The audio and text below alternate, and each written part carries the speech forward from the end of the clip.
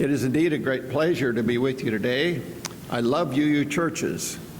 So I started in Oklahoma, at Stillwater, Oklahoma, at the UU church there. That was the first one. And since then, I've spoken at about 260 UU churches. And so it's just a delight to be with you today. When I served the United Methodist Church in Dallas Center, Iowa, I became acquainted with the UU minister in Des Moines. And when she realized that I believed in Universalism, she invited me to attend a special service that they were going to be having. And it was going to be in the small town of Mitchellville, which is just east of Des Moines. It's going to be in a church that originally housed a Universalist congregation. There was not a Universalist congregation there anymore, but that church in Des Moines had the tradition of having one service each summer at that church as a way of celebrating their Universalist heritage. So I was happy to accept her invitation to join them for that service. And I'll always remember as I walked up the walk in front of that church, over the door it read, Universalist Church. And I thought, I have arrived at home. So Universalism has been really important to me for a long time. That's why I wrote a book on the subject and travel around now for the last 20 years speaking around the country on Universalism. Today I'm going to be speaking on the history and the significance of the teaching of Universalism. It is sometimes referred to as universal salvation, so I'd like to offer a definition of salvation that's probably different from what you've heard from other sources. You're probably aware that at least among conservative Christians, their definition would be of salvation would be to accept Jesus as your personal Savior so you can go to heaven when you die. Now, apparently that definition works for a lot of people, but to me it's not very adequate because it doesn't necessarily involve any change or growth. So a definition of salvation that I've come up with is that to learn and grow either with or without divine influence so as to experience fullness of life in this life and beyond. And if you don't believe in the divine or don't believe in life after death, then you can just leave those parts off the definition. So to me, the most basic understanding of salvation is to learn and grow so as to experience fullness of life.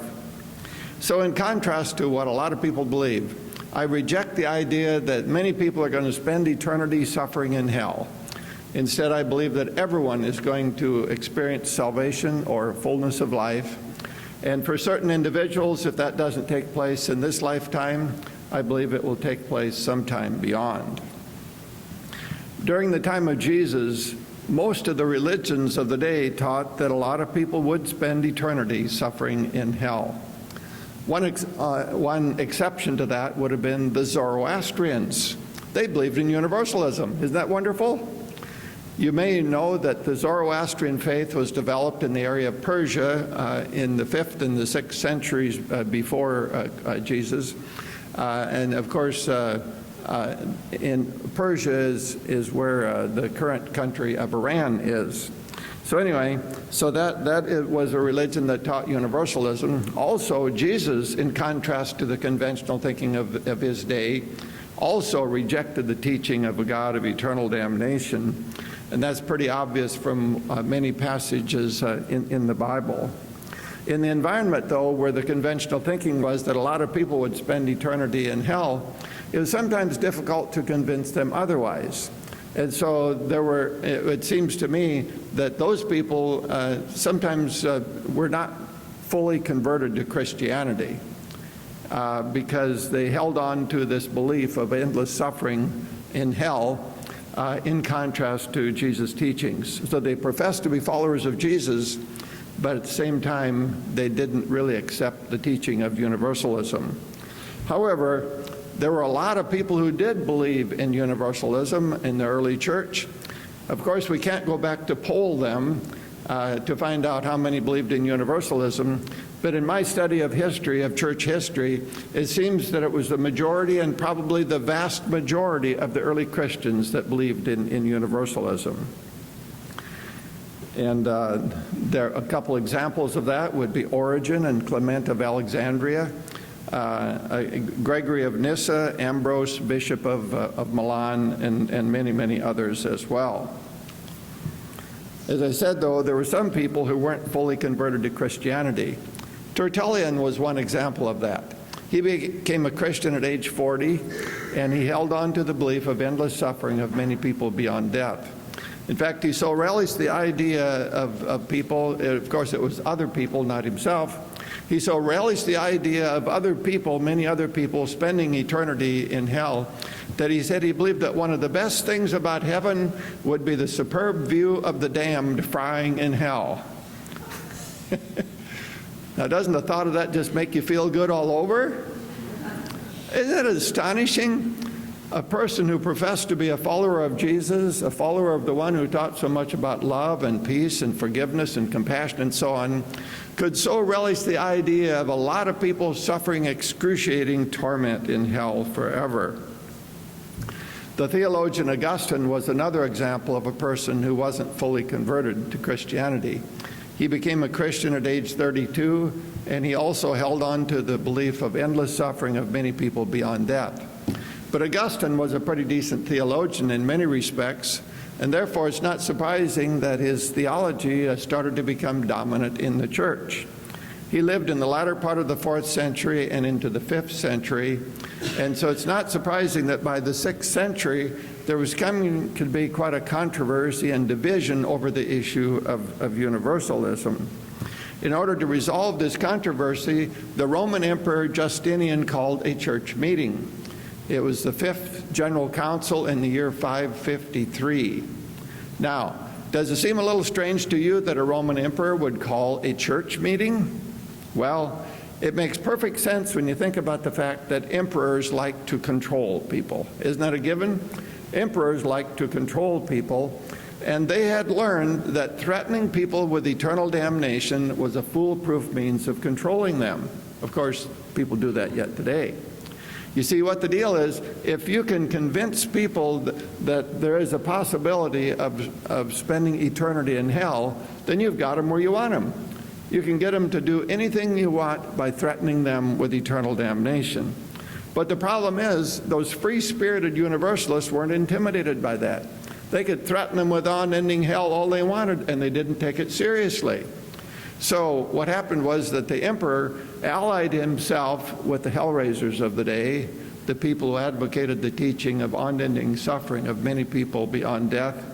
The emperor allied himself with them, and together they pushed through a resolution which abolished the teaching of universalism. Now, with all the powers of the church and the state against the teaching of universalism, it's not surprising that it died out or went dormant or went underground after that. And that lasted for a long time, about 1,000 years. But you can't suppress the truth indefinitely, right? Eventually it'll start bubbling up someplace. And that's what happened about 300 years ago. It really started more than 300 years ago, but it was about 300 years ago that the belief in the teaching of universalism started to make a very strong comeback. John Wesley, who was the primary organizer and leader of the Methodist movement in England in the 18th century, had a close association with a group of Christians called the Moravians. The Moravians believed in universalism. Wonderful deal, right?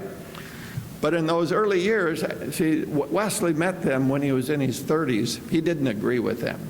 And so he would argue strenuously against the Moravians on the issue of universalism, but he continued his association with them for the rest of his life. And it seems that they eventually wore him down, because late in his life, John Wesley came to believe in universalism. Now, I love to tell United Methodists that John Wesley eventually came to believe in universalism.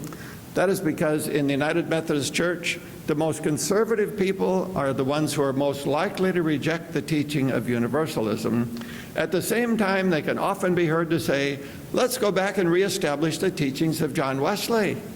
And I say, yeah, let's do that. After all, Wesley eventually came to believe in universalism. The American colonies proved to be a particularly fertile ground for the spread of the teaching of universalism. George de Benneville came over from France in 1741, He was a physician, and he did quite a lot to spread the teaching of Universalism in eastern Pennsylvania and in New Jersey and in Maryland. John Murray came over from England in 1770, and he worked closely with the Quakers and the Baptists. At that time, the Baptists were a little different than they typically are today, but he worked closely with the Quakers and the Baptists to spread the teaching of Universalism throughout the American colonies.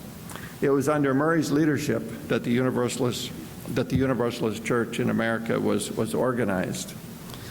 And this modern version of the Universalist Church, there were a lot of women leaders, one of them being Olympia Brown, who was the first woman to be ordained by any denomination when she was ordained in the Universalist Church in 1863. Now, we Methodists started ordaining women in 1956. I knew one of the women among that class of ordinands. Her name was Nancy Nichols, a wonderful lady. But anyway, the fact that we started ordaining women in 1956, I felt really good about that, especially considering that there are churches yet today that still don't ordain women. That is, I felt really good about that until I realized that the Universalists beat us by almost 100 years when they ordained Olympia Brown in 1863. Hosea Ballou was the most prominent leader in the Universalist Church during his life and ministry. When he died in 1852, the Universalist Church had about 800,000 members. So it was a strong movement, to be sure. The teaching of Universalism hasn't been espoused only by Unitarians and Universalists, but by other prominent leaders and theologians as well. For example, there was a German theologian named Friedrich Schleiermacher back in the 19th century. How many people here have heard of old Friedrich? Anybody heard of Friedrich Schleiermacher? That puts you as pretty much an average congregation. He obviously is not a well-known theologian, but he was a fine theologian and a strong advocate of Universalism. And besides that, I just like to say his name. I love that name, Friedrich Schleiermacher. I mean, what name could be better than that? I just love it. Anyway, but beyond Friedrich Schleiermacher, there were some prominent 20th century theologians who advocated the teaching of Universalism, including Dietrich Bonhoeffer, Karl Barth, Paul Tillich, Leslie Weatherhead, and many, many others as well.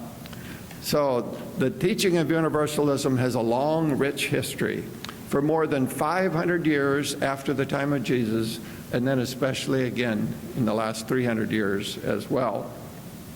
So you might wonder, why is this so important to me as a United Methodist minister? Unfortunately, Universalism is not a part of our heritage, even though John Wesley was the founder of the Methodist movement, or one of the leading, the primary leader of the Methodist movement. But we still haven't embraced Universalism in the United Methodist Church, but I have hopes we will someday. I keep working on that. But anyway,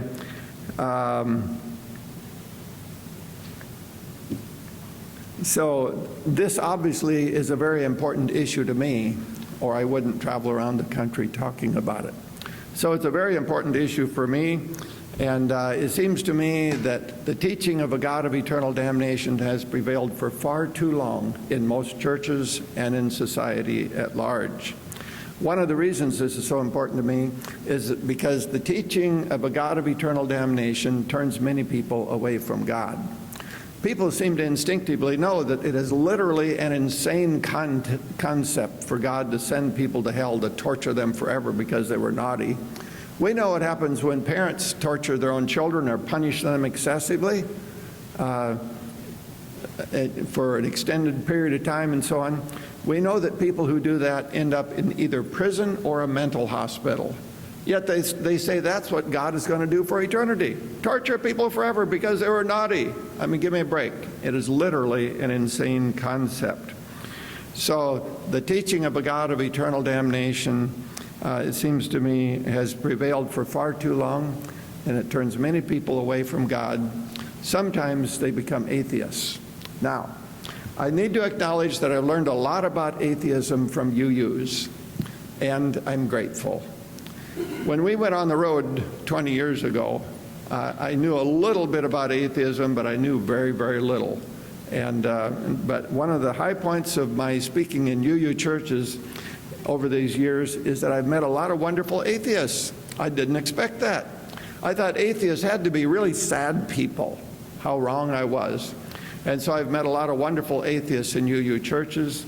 Of course, I've met a lot of wonderful people of a great variety of faiths in UU churches.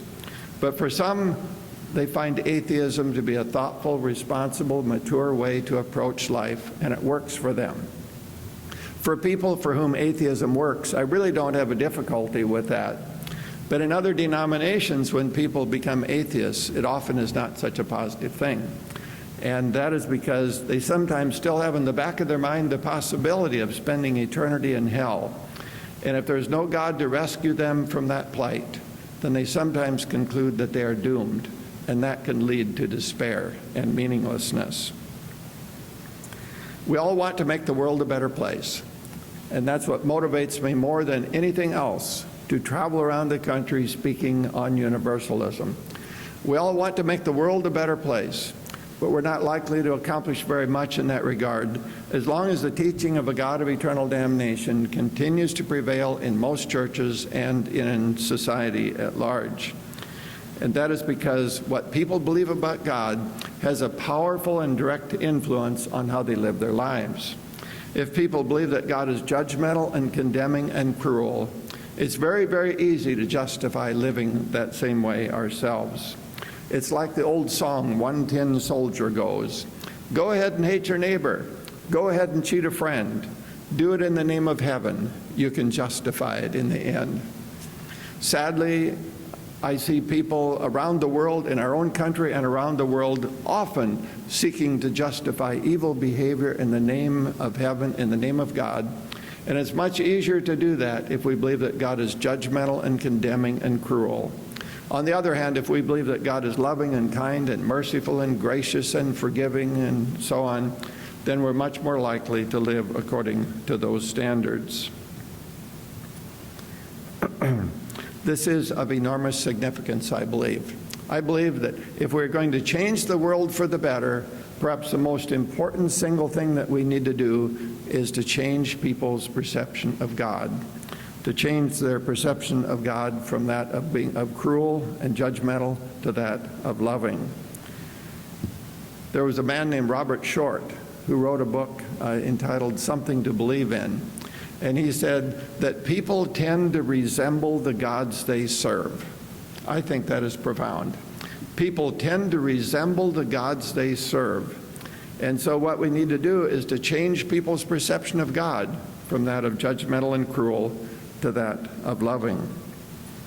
During the Civil War, Abraham Lincoln was sometimes criticized because he loved his enemies too much. He was told, "You shouldn't love your enemies, you should seek to destroy them." To which Lincoln replied, "Do I not destroy my enemies when I make them my friends?" Isn't that powerful? Do I not destroy my enemies when I make them my friends? Abraham Lincoln was a Universalist. He rejected the teaching of a God of eternal damnation. He believed in the power of love and the preciousness of each individual. And that's why he could love even his enemies. And what a difference that made in how he lived his life. It seems to me that we who believe in universalism are called to live the same way. We who believe in universalism, who believe in the power of love and the preciousness of each individual, are called to rise above being judgmental and condemning and cruel in order to be able to transform the world through love. We who believe in universalism have a wonderful and a powerful message to share with the world, and so it is really important that we do so. Again, Robert Short, in his book, Something to Believe In, said that there is too much at stake for us to allow ourselves to be intimidated by the wrathful self-righteousness of the hell-raising gloomy doomies. Isn't that a mouthful? There is too much at stake for us to allow ourselves to be intimidated by the wrathful self-righteousness of the hell-raising gloomy doomies. And then he goes on to say, therefore, our witness to them should be just as aggressive and unambiguous as theirs has been to us. Fundamentalists can be intimidating, can't they? They go around quoting the Bible and asking people whether or not they're saved. So they can be intimidating. But I say, let's not be intimidated. After all, we are the ones with the good news. They spread a message that is divisive I'm sorry, I lost my train of thought. They spread a message that is divisive and leads to cruel and inhumane behavior and justifies abuse. With the teaching of the fundamentalists, it really is no big deal to torture people, whether that's at Guantanamo Bay or whatever. After all, they believe that God tortures people, so it surely must be okay for us to do it.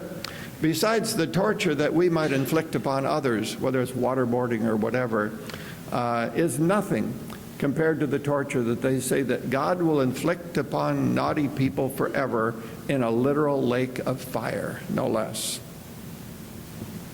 So we who believe in the power of love, we who believe in the preciousness of each individual, we who believe in universalism have a wonderful and a powerful message to share with the world. And so it is important that we do so. The teaching of a God of eternal damnation leads to wars and racism and oppression and abuse, while the spread of the teaching of universalism leads to equality, respect, love, and dignity for all. So I say, let's not be intimidated. Instead, let us freely and boldly proclaim to the world the wonderful message of universalism, and the world will be infinitely better off because of it. Amen.